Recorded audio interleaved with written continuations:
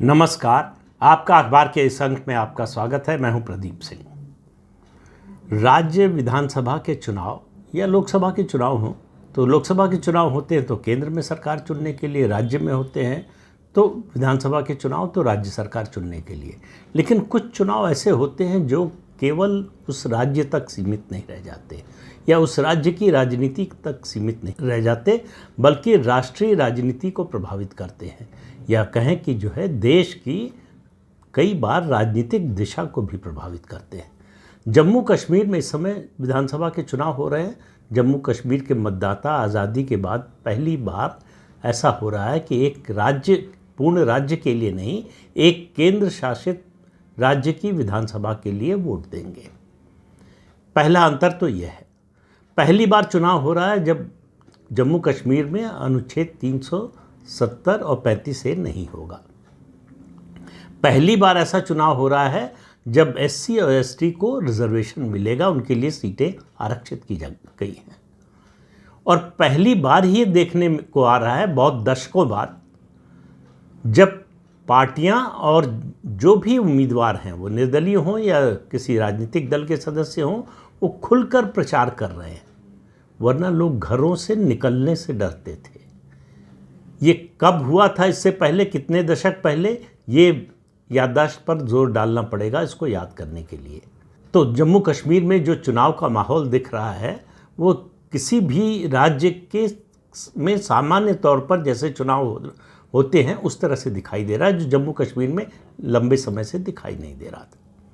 तो अब आप समझिए कि इस चुनाव में स्टेक पर क्या है, दांव पर क्या लगा है। 3 पार्टियां मुख्य रूप से इस चुनाव में हैं। नेशनल कॉन्फ्रेंस और कांग्रेस पार्टी का गठबंधन, तो उसको एक दल मान ले, गठबंधन को एक गठबंधन मान ले। दूसरा पीडीपी, महबूबा मुफ्ती की पार्टी, और तीसरा भारतीय जनता पार्टी। अब देखिए यहाँ भी जो है अंतर बड़ा स्पष्ट है कि पीडीपी का कोई जनाधार जम्मू में नहीं है और बीजेपी का कोई जनाधार घाटी में नहीं है। तो इसलिए लड़ाई मुख्य तौर पर अगर आप माने तो जम्मू में जो एनसी यानी नेशनल कॉन्फ्रेंस और कांग्रेस का गठबंधन है और उसके और बीजेपी के बीच में होगा। घाटी में जो लड़ाई है वो पीडीपी और नेशनल कॉन्फ्रेंस कांग्रेस के गठबंधन के बीच होगा। तो भले ही त्रिकोणीय संघर्ष दिख रहा हो, लेकिन दरअसल लड़ाई 2 हिस्सों में, 2 खित्तों में अलग अलग 2 गठबंधनों या पार्टियों के बीच में हो रहा है। आपको याद होगा पिछले चुनाव में जो आखिरी चुनाव हुआ था उसमें भारतीय जनता पार्टी को जम्मू से 25 सीटें मिली थीं और महबूबा मुफ्ती की, उस समय मुफ्ती मोहम्मद सईद जीवित थे, उनकी पार्टी पीडीपी को घाटी से 28 सीटें मिली थी। अब जो विधानसभा का गणित बन रहा था उसमें इन दोनों दलों के मिलने के अलावा और कोई सरकार बनने की सूरत नहीं थी। और दोनों दलों में 36 का आंकड़ा वैचारिक रूप से देखें, जनाधार की दृष्टि से देखें, लेकिन दोनों के मिलने का नतीजा ये माना गया कि ऐसा होगा कि जम्मू और घाटी को एक करने में मदद मिलेगी। कि जम्मू ने अलग जनादेश दिया, घाटी ने अलग जनादेश दिया, और दोनों जनादेशों को मिलाकर अगर सरकार बनती है तो उसका पूरे प्रदेश की राजनीति पर असर पड़ेगा। उसका नतीजा क्या हुआ? नतीजा ये हुआ कि पहली बार जम्मू कश्मीर में भारतीय जनता पार्टी सत्ता में आई। उसका डिप्टी सीएम बना, पीडीपी का सीएम बना। उस सरकार के कारण पीडीपी एक तरह से लोगों की नज़र से उतर गई, घाटी के लोगों से, तो जम्मू में थी ही नहीं। तो पीडीपी का जनाधार पूरी तरह से तो नहीं कहना चाहिए शायद, लेकिन लगभग ख़त्म हो गया। हालत ये हो गई कि उसको लोकसभा चुनाव में एक भी सीट नहीं मिली। और यहाँ तक कि नेशनल कॉन्फ्रेंस, उमर अब्दुल्ला जो मुख्यमंत्री रह चुके हैं जम्मू कश्मीर के, वो अपना चुनाव एक निर्दलीय इंजीनियर राशिद से हार गए, जो आतंकवाद को फंडिंग करने के आरोप में जेल में थे। अब लोकसभा के सदस्य हैं। तो ये जो परिस्थितियां बनी हैं जम्मू कश्मीर में वो तो सामने दिखाई दे रही हैं, लेकिन जो स्टेक्स हैं, जो दांव है अलग अलग राजनीतिक शख्सियतों के और अलग अलग राजनीतिक गुटों के, पीडीपी के लिए ये चुनाव पॉलिटिकल सर्वाइवल का चुनाव है। अगर अच्छी खासी सीटें नहीं आती हैं उसकी, तो उसके लिए पॉलिटिकली सरवाइव करना राज्य की राजनीति में लगभग असंभव जैसा हो जाएगा। सर्वाइवल खोज रही है नेशनल कॉन्फ्रेंस और कांग्रेस भी। नेशनल कॉन्फ्रेंस की हालत ख़राब है, वो इसी से पता चलता है कि उमर अब्दुल्ला अपना खुद का लोकसभा चुनाव हार गए। लेकिन कांग्रेस जो है मजबूत थी, अपने अच्छे दिनों में भी सबसे ज़्यादा मजबूत थी जम्मू में, वहाँ कमज़ोर हो चुकी है। लेकिन भारतीय जनता पार्टी पिछले चुनाव की तुलना में इस चुनाव में जम्मू में ज़्यादा मजबूत नहीं हुई है। ये कहना सही नहीं होगा कि बीजेपी पहले से ज़्यादा मजबूत हो गई है जम्मू में। तो सब कमज़ोर हुए, मजबूत कोई नहीं हुआ है। 5 अगस्त 2019 को जब संसद के प्रस्ताव के जरिए अनुच्छेद 370 और 35 से हटाया गया था, तब ये उम्मीद थी, ये लक्ष्य भी था भारतीय जनता पार्टी का कि राज्य में नया नेतृत्व उभरे। ये जो पार्टियां हैं, और इस चुनाव में भी हमला जो भाजपा का है, प्रधानमंत्री का खासतौर से 3 खानदानों पर है, अब्दुल्ला परिवार, मुफ्ती परिवार और कांग्रेस परिवार।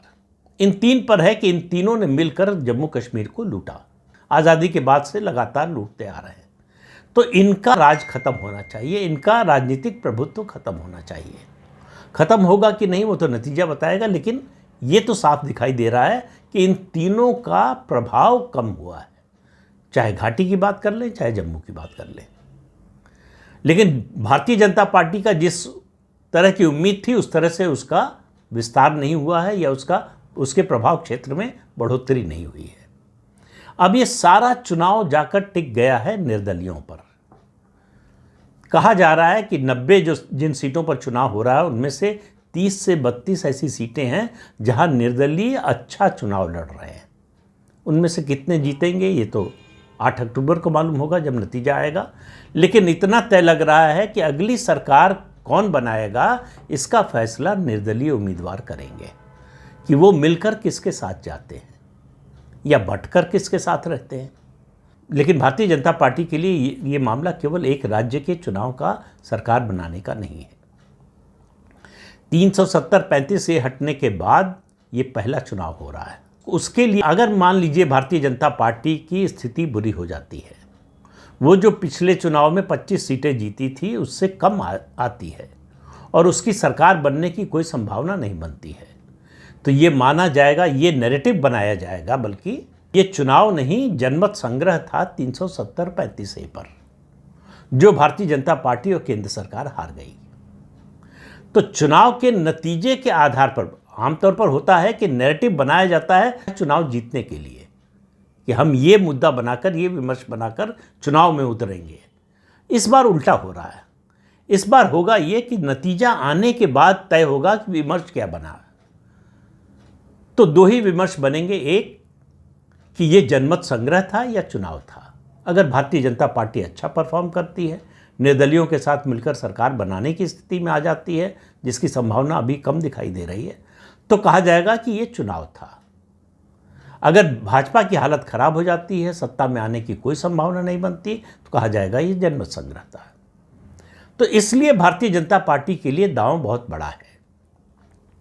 केवल ये राज्य का मामला नहीं है, पूरे देश में इस मुद्दे को ले जाया जाएगा कि देखिए, जो भारतीय जनता पार्टी की केंद्र सरकार ने किया, उसको जम्मू कश्मीर के लोगों ने रिजेक्ट कर दिया।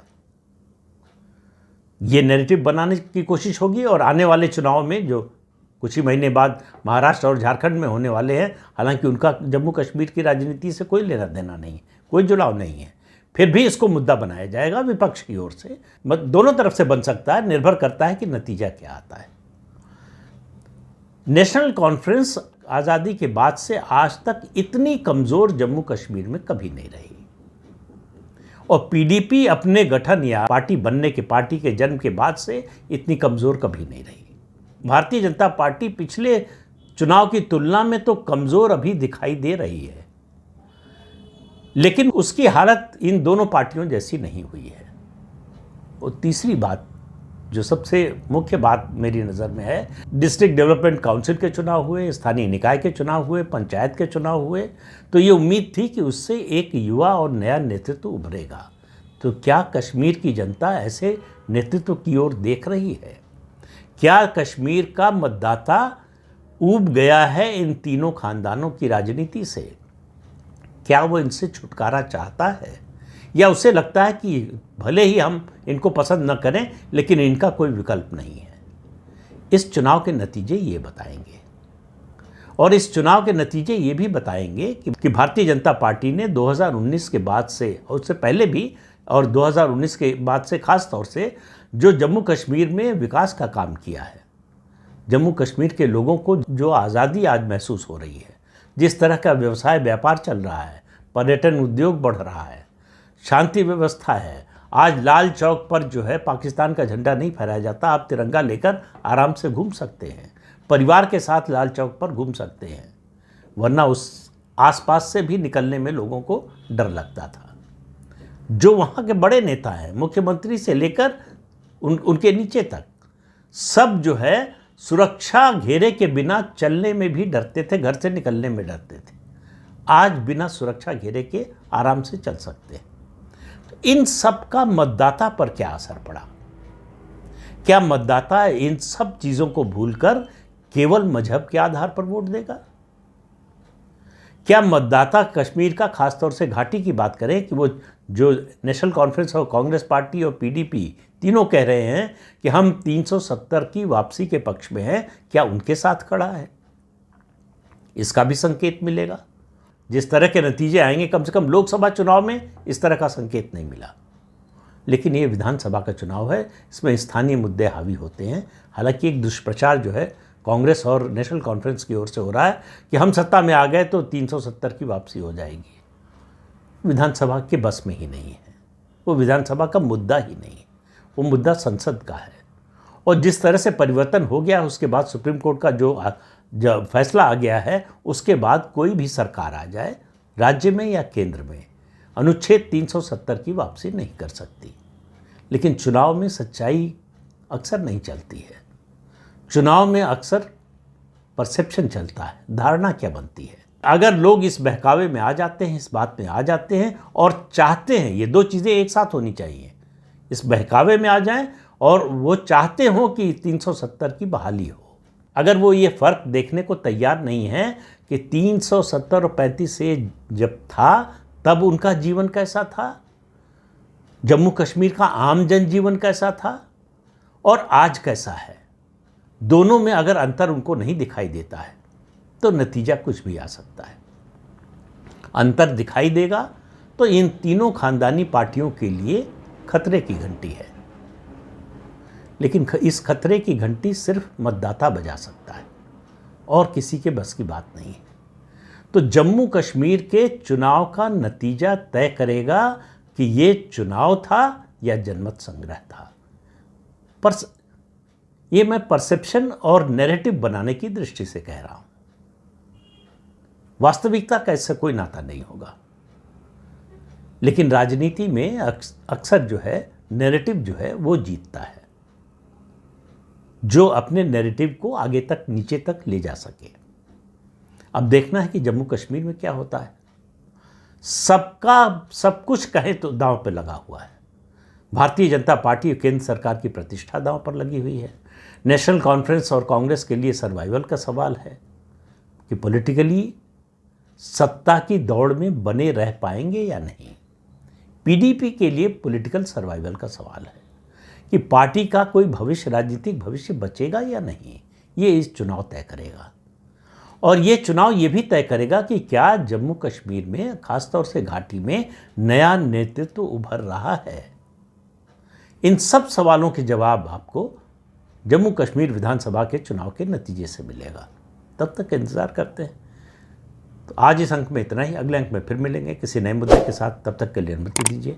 आपसे अनुरोध है कि चैनल देखिए, शेयर कीजिए, लाइक कीजिए और सब्सक्राइब ज़रूर कीजिए। नमस्कार।